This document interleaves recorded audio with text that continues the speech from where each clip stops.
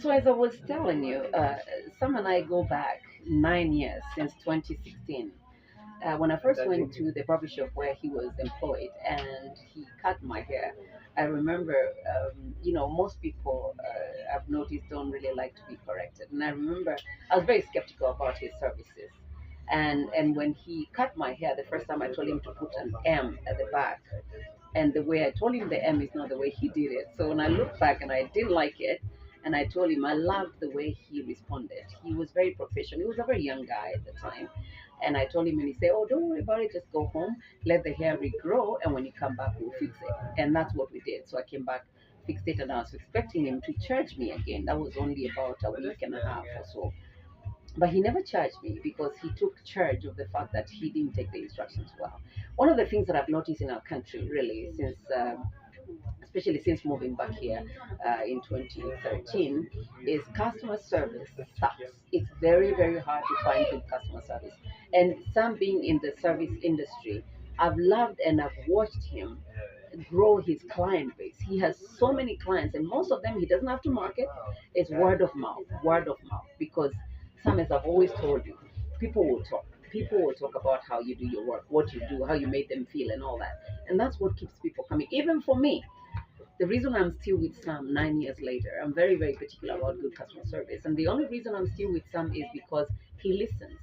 He's willing to work with the customer. His first goal, the top goal, is to make the customer happy. He's very um, committed to customer satisfaction. You're not happy because of his time, either timing or the service the way it was done. Even when his colleagues make mistakes, he's willing to make things right for the entire company. He sees himself as a team player. It doesn't matter whether the mistake came from him or the other person. And so after working with him for several years, I thought, Sam, I think it's time for you to start your own business. Remember the pressure? And he said, "Yeah, I also want to do my own barbershop, but every time you want to do something and you put that word, but it's only 3 letters, but it's very powerful." And Sam, I want to ask you, how has the journey been like for you, coming from 2016 to now 2025, 9 years down the road? How does it feel being able to operate and serve clients in your own barbershop? And how do you feel like that journey has been like? What do you feel has pushed you to this point? To me, nasema asante. Umechanua, umenunua, umenifungua mind. For now, I feel fine. With treat customer, my own business. Your own Yeah.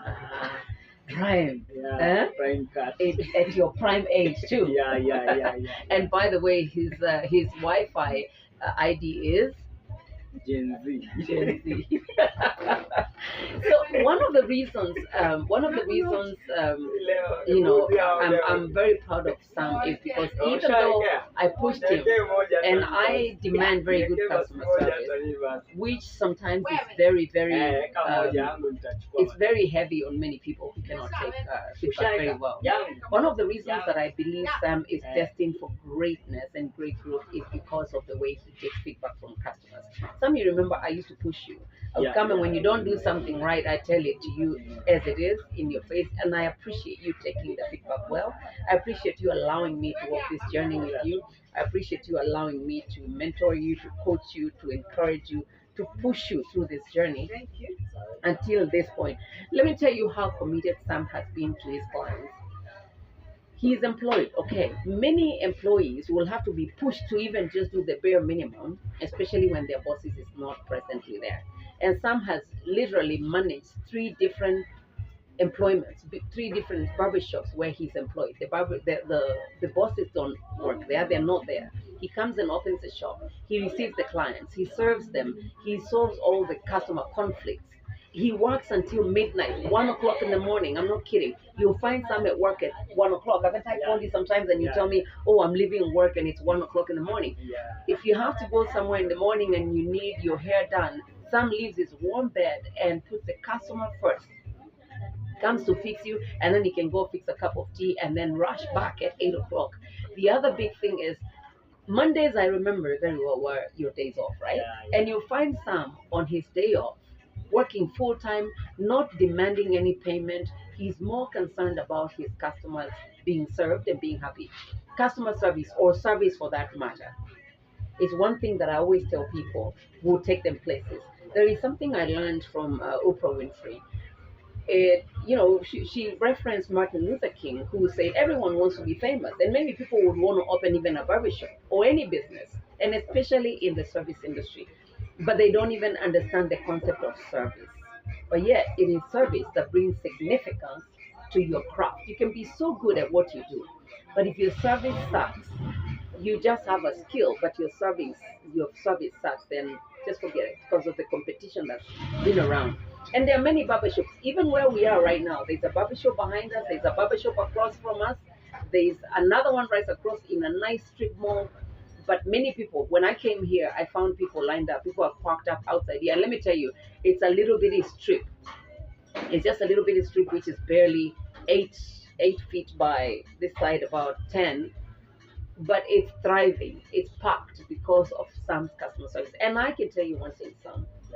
If you maintain the kind of service that you've maintained where you are employed, even the sky is not the limit. Because you can imagine if he can work on his off days until midnight, he works on his regular days until like 1 o'clock in the morning. He's up at 5 o'clock to be at the shop to serve the customers. Can you imagine just how much effort, how much passion he will serve with, knowing that this is mine? This is mine. Everything that I make here goes to me and my colleagues. And by the way, Sam, I congratulate you because he is only 20. He's in his 20s. He's already created employment for 2 other young people who are on the salon side that you might not see now, but I'll show you in a minute. But yes, he has employed 2 people already. So he only opened his doors, was it this week? Last week on Friday. So tomorrow it marks 1 week since this barbershop was open. But when you look around it, you would think it's very established. You would think it has always been here. This is right out here, and on this other side, I'm taking you. This is the salon side. This is the outside. It's like I said, there are so many businesses here. There's a barbershop at the back. There's another one right in front, and this young lady right here, Sharon. Say hello, Sharon.